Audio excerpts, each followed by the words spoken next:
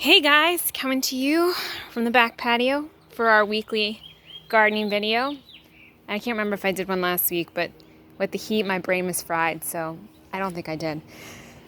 So it took us a while to get everything into the ground because of the groundhog issues. We did get some tomatoes into the earth box, some potatoes sprouted in the new green stalk. We've got the calendula and the borage looking well. These are the potatoes that we first planted, the first crop. They already got flowers on them, which is a good sign. It's the rest of the green stalks.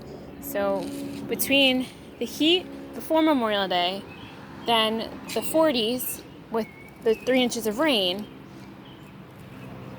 the plants did not do well.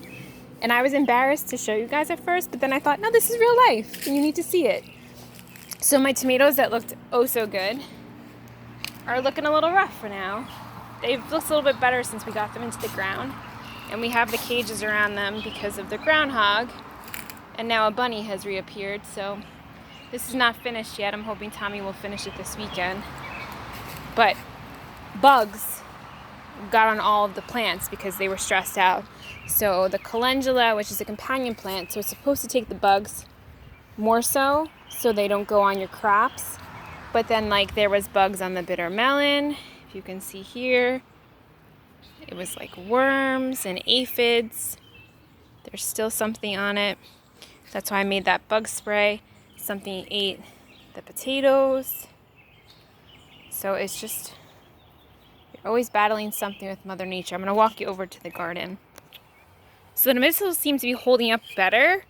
They also had bugs on them though, and they're not stressed. And this is an elderberry, and the flowers are supposed to die back and then you get fruit. But last year, all the fruit fell off, and it looks like the same thing happened this year. I don't really have a lot of fruit, and we don't know why. This elderberry hasn't flowered yet. It's close, but it's not flowering yet. The valerian is happy. The lobelia is happy. The sweet peas are getting happy.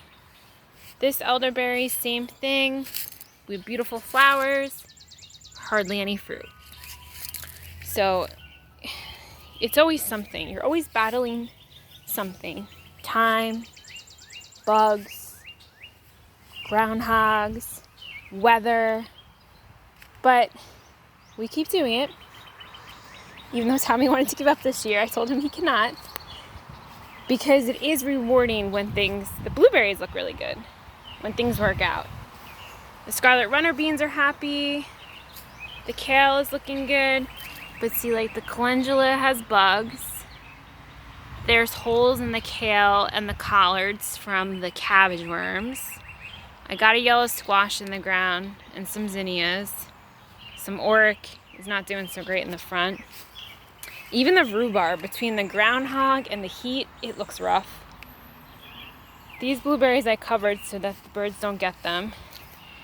The only strawberries we have left now are albino ones, pine berries, which I forgot I actually ordered so the birds wouldn't eat them, but then I didn't realize they were ripe. The peas actually have peas now, which is good, so we actually got some peas.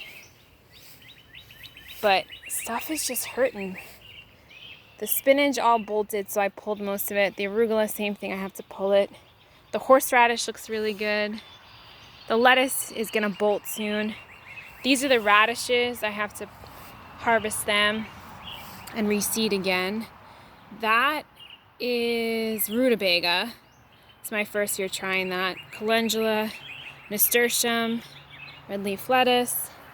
We have a borage flower. Again, this is a companion plant, but it's also medicinal.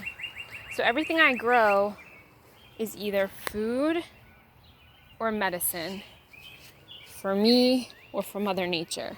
We got watermelons in the ground. We're waiting on our cattle panel delivery. Marshmallow is in bloom. We have a sage, a feverfew. The valerian is crazy happy. The motherwort had a white mold, so I had to do surgery on it and cut some of it out to hope to save it. Geranium is still blooming. The common mullein is blooming. Over here we smell the honeysuckle. You hear the ice cream man. The honeysuckle is looking good. This is another red lobelia. The lovage is crazy big. We got tulsi back there, borage, and meadowsweet. The horseradish again is really big. I moved a calendula over here. In the heat, was not so happy, but it's perking back up. The string beans are still not really growing. They had flowers on them already, and I pinched the flowers off so that they would grow, and they have grown, but not, I don't know, this one, Romanescu, not growing. These were all planted at the same time. I don't know, guys. I can't figure it out anymore. And you know what? The whole point is you're not supposed to. There's a plan that is bigger than all of us. You just need to have faith and trust that it's going to be okay. It's the kohlrabi, marigolds, another yellow squash, another shocked calendula. The parsley looks great. No bugs either. This is another string bean. It actually has string beans on it. Oh, that's good. Bee will probably eat them because she steals everything that I pick. I got cucumbers in the ground, which are looking a little... I'm hoping with the next few days with it being cooler that everything is kind of going to settle in and root well. That's the red Malabar spinach. Looks like something was already in here. That's not good. Man, I tell you, I turn my back and it's like something's in there. This is the other tomatoes we have in the earth box. These look the best out of all of them. They also were planted first, so they've had some time to acclimate. This is the other side. This is the oric that I killed that took forever to seed. So I just put a little more seeds in. There's some cucumbers. I tried Armenian cucumbers this year. They're like really long and gray. I planted a bunch of them. Only 3 came up. 2 of them died. That is our lone survivor. So we'll see how it goes. Over here, some other cucumbers.